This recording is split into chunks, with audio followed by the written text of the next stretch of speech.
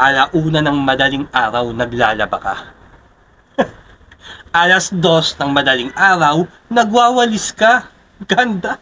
At alas 3 ng madaling araw tumira ka ng 3. You know, saan punta galing? Wow! Andito pa rin sa Tarima Negosyo na mamag-asa na sana'y marinig at maunawaan ninyo.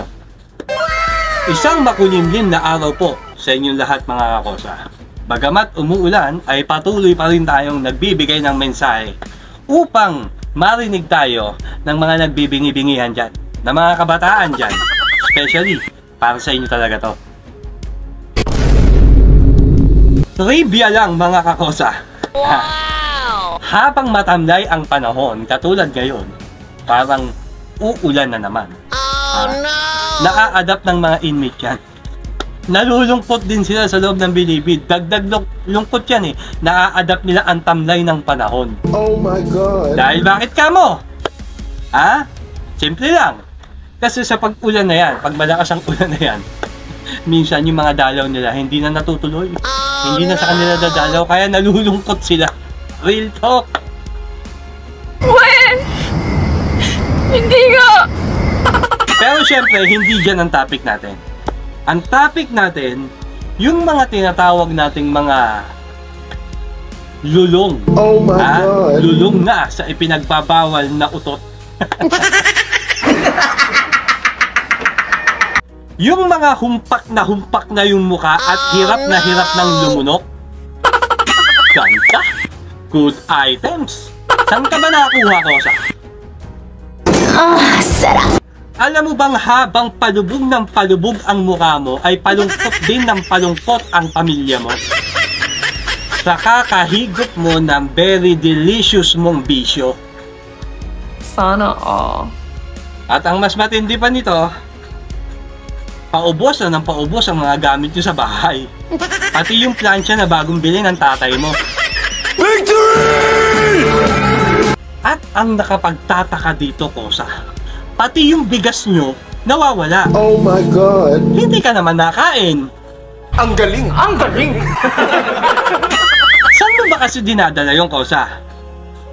Sa swapping center? Oh my God! Wow! Kaya naman, yung pamilya mo ay sobrang nababahala na sa pagiging talamak mong gunggong ka. Nakakaawa naman yung mga ganong klase ng pamilya, no? Na habang nagbabanat sila ng buto, ikaw naman, nagbabanat ka ng foil. At yun ay hindi pwedeng malukot. Dapat yun, maganda pagkakagulong. Para masigurado mo na yung tama mo, 0.1. Sana all. Yang mga lulong na yan, naku, may mga palusot yan, may mga aliba yan. Hindi naman ako nagiging pabigat sa amin eh. Hindi lang ako kumakain eh. Kasi hindi ako makakain. Well, sa bagay, mukhang tama ka naman doon. Hindi ka makakain, di ba? Kasi hirap kang lumunok. Okay, sige. Hindi ka pabigat. Very good. Ganda ng reason mo, Kosa. Gunggong! Barinig kita sa mukha eh! Bigyan nyo nga muna ng isang palakpak yung hinayupak na yan.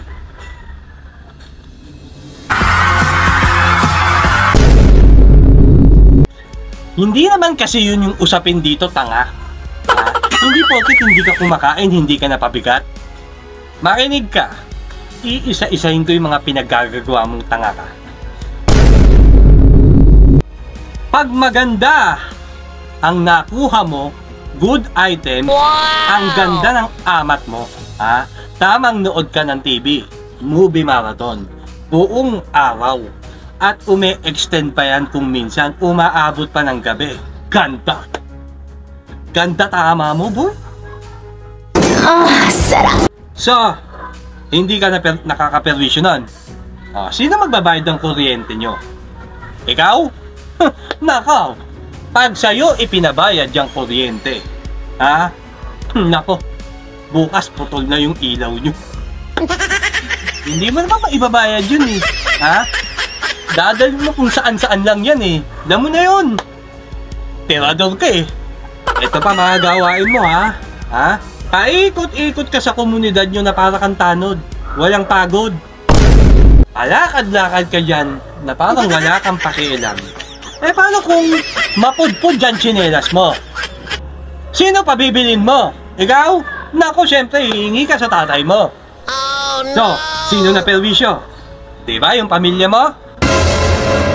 Ang angas mo ah. Siyempre, hindi ka nila matitiis at bibilang ka nila ng tsinelas baka matibo ka sa kalsada. Ha? Tapos, uuwi ka nang wala ka pa rin tsinelas. Oh no! Ang galing talaga ng mindset, no? Mindset. Ang galing! Ang galing! Ito pa ang pinoproblema mo. Pag bumaba na yung tama mo, Oh my God! paano yung pang-follow up mo? When? Hindi nga. Patay tayo dyan. Malamang mauubos yung dilata sa bahay nyo. Dadalhin mo na naman sa swapping center. Uuwi na lang yung pamilya mo na walang makakain. Kasi ubos ang dilata. Kawawa naman sila, no? Siyempre, hindi nila matitiis ang gutom. Magpapabili at magpapabili sila ng pagkain sa'yo. Oh no! Ang masakit, tirik na yung mata nila sa kakahintay sa'yo. Wala ka pa. Babalik ka, umaga na. Oh my God! Yung hapunan, naging almusal na. Siyempre, may palusot ka dyan. Nawala nga kasi yung pera, hinahanap ko nga, kaya nga ako inumaga eh. Another mindset. Ang galing! Ang galing! So, sino ulit ang naperwisyo mo? Pamilya mo ulit. Ito pa, sa di inaasahang pagkakataon, yung pamilya mo, yung magulang mo, yung mama at papa mo, yung nanay at tatay mo, makakasalubong yung kakilala nila. Mare, pare, yung anak nyo, nakakaperwisyo na. Pati ako, tinitira. Ninakawan, pati ako. Hindi na inisip. Kalugar naman ako. Kung ikaw ang magulang ng taong yon, naku talaga naman. Manliliit ka na lang talaga. Oh my God! Sobra-sobra kang mahihiya dun sa taong kinakausap mo. Ikaw naman, bilang magulang, kukomprontahin mo yung anak mo o yung kaanak mo. Oh no! Umasa ka na ha. Umasa ka na kapag kinontra mo yan, mas maraming pamamaraan yan, maraming alibay ang mga yan. Ganito yung mga datingan yan, oh. No? Wala akong alam dyan. Bakit ako? Ano kinalaman ko dyan? Huwag kayo maniwala sa mga yan. Gunggong! Barinig kita sa mukha eh! Yan yung mga datingan yan. Nagpipiling biktima pa yung mga inutil. Ang galing, di ba? O di, isang palakpakan ulit para sa mga gunggong na yan. So, sino ulit ang naperwisyo sa pinaggagawa mo? Pamilya mo ulit, di po ba? Tapos, syempre, habang umiinit yung paningin sa'yo ng pamilya mo, magpapag-good shot ka dyan. Magaling ka sa ganyan. Mga ilang araw ka rin magpapag-good shot. Ipapakita mo na masipag ka. Alauna ng madaling araw, naglalaba ka. Oh my God! 2:00 ng madaling araw, nagwawalis ka. Ganda.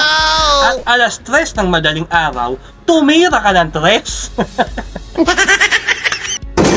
Sarap. Pag-good shot, no? Napakasipag naman pala ng Kulokoy eh. At syempre, hihingi ka ng pangkain. Wow! Syempre, nakita marami kang ginawa eh. Ang galing mo talaga.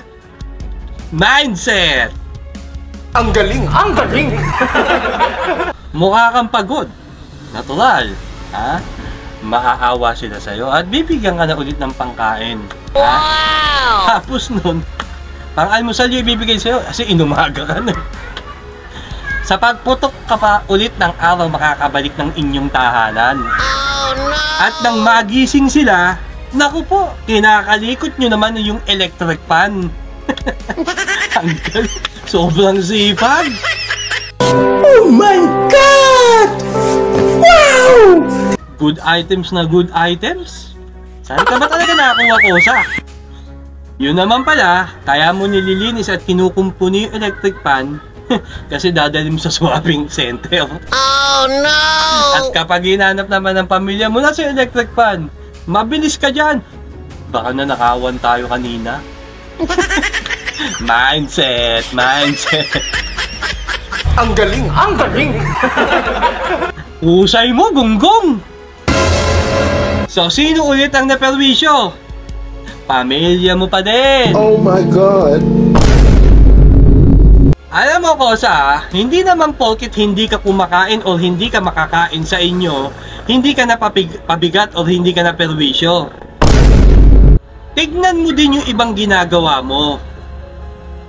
Ang angas mo ah. Sa laki ng perwisyong ginagawa mo sa pamilya mo, malaki din ang nawawala sa pamilya mo. Malaking porsyento ang nawawala sa pamilya mo. Oh no! Sa bawat umaandar ang panahon sa sobrang pagsisikap nila, dapat din ay umaandar din at umaangat ang pamumuhay ninyo. Tama? Pero ang lumalabas ko sa ikaw, ikaw na lulong ang pumipigil sa pangarap ng pamilya mo para sa inyo.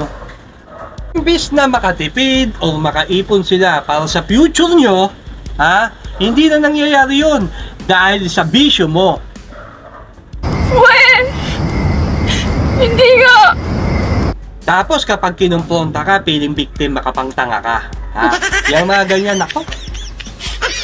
Matik na sa akin yan. Ang galing magdrama niyan, iiyak-iyak talaga yan. Madadala ka talaga sa emosyon yan. Paniwala ang mga hunghang. Pero Kosa, nakakapanghinayang lang. Nakakaumay yung ganong klaseng pamumuhay. Oh Yung my walang God. direksyon. Pero syempre, yung mga ganyan, sarado yung isip niyan eh. Hindi makikinig yan eh. O, di bahala ka. Sige, tira ka ng tira hanggat di payat na payat. Hindi mo naman na-inform yung pamilya mo na nagda-diet ka. Sige, tira pa! Sa ganyang sistema ng pamumuhay mo, Kosa, hindi malayo. Hindi malayong mapunta ka dito sa tarima ni Bosyok. Pwede na! Pwede!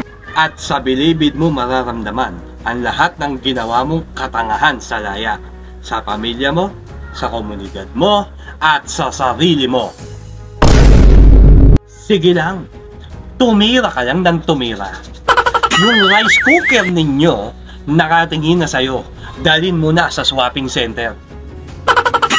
Hihintayin ka na lang ng mga kakosa ko dito sa bilibid. Kung kaya, paulit-ulit kong sinasabi sa inyo na kung sakaling makikita tayo, ang gusto ko sa laya, wag sa bilibid. Kaya naman sa lahat ng naniniwala at sumusuporta kay Bosyo, pagpalain po kayo nawa ng buong may kapal.